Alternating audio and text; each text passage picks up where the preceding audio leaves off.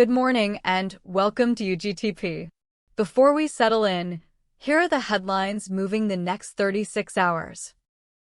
OpenAI announced GPT-5.6, a new family of three models: Sol, Terra, and Luna. Sol is its strongest model yet, but at the request of the Trump administration, access is limited to a small group of government-approved partners. It's the first time the White House has gated a frontier AI model's commercial release. OpenAI is reportedly delaying its planned initial public offering to 2027. The New York Times says CEO Sam Altman is holding firm on a $1 trillion valuation and rejecting a lower one. Shares of SK Hynix surged about 12%, boosted by its blockbuster Nasdaq listing plan and a strong read-across from rival Micron's blowout earnings. South Korea's Kospi jumped over 5% as Asia's chip stocks rebounded. An Apple hardware veteran is heading to OpenAI. Bloomberg reports Paul Mead, who oversaw the Vision Pro and Apple's upcoming smart glasses, is leaving for OpenAI. Those are the headlines. Now, the story behind the story.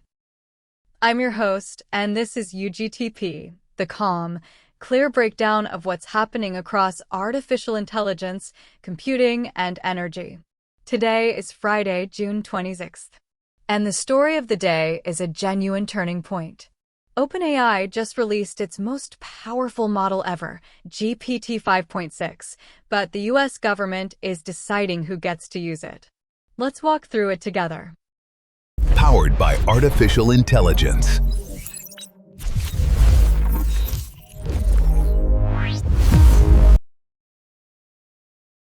So here's the headline. On Friday, OpenAI unveiled GPT-5.6, not as one model, but as a family of three. Sol is the flagship, its strongest model yet.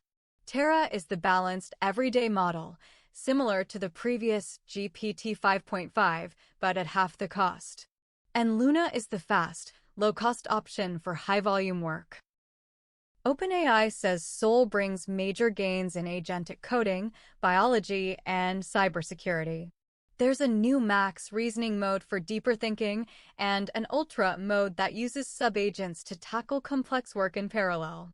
On pricing, Sol is $5 per million input tokens and $30 per million output, roughly half the cost of Anthropic's top model.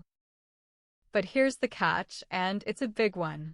At the request of the Trump administration, OpenAI is initially limiting access to a small group of, quote, trusted partners, approved by the government. Sam Altman told staff the government will be, quote, approving access customer by customer. OpenAI hopes for a wider release within weeks. OpenAI pushed back gently, saying it doesn't believe this kind of government access process should become the long-term default because it keeps the best tools from the people who need them. But for now, it's complying. It's an extraordinary moment. The most capable model ever built is here, and a government is deciding who gets to touch it. So why did the government step in? The answer is in OpenAI's safety card. For the first time across a single release, all three models, Sol, Terra, and Luna, received a high rating in both biological and cybersecurity capability. On cybersecurity, Sol saturated OpenAI's internal capture the flag evaluation at 96.7%, meaning it can find vulnerabilities and even make progress on real exploit development. But there's nuance. OpenAI says the models are better at finding and fixing vulnerabilities than carrying out complete end-to-end attacks against hardened targets. And they did not cross the critical risk threshold that would have required halting deployment. To harden the models, OpenAI devoted more than 700,000 hours of automated red teaming, hunting for universal jailbreaks. It also deployed real-time classifiers that can pause a response if potential cyber or biological misuse is detected. The framing is that these tools can be a huge advantage for defenders: faster discovery, better patching. The unspoken question is how long that window stays open. The oversight theme runs deeper.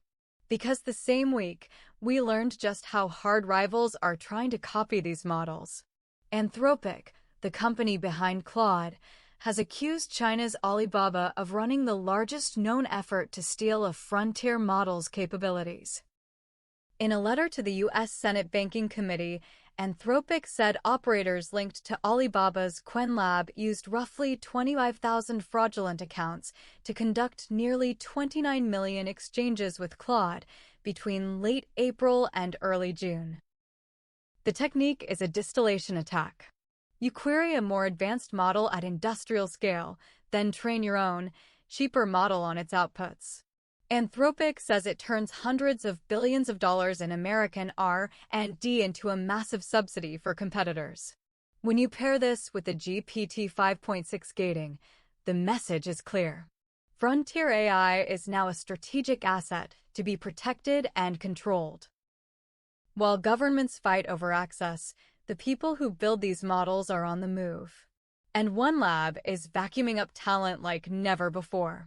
Over the past week, Google DeepMind has lost some of its biggest names, and most of them are going to Anthropic.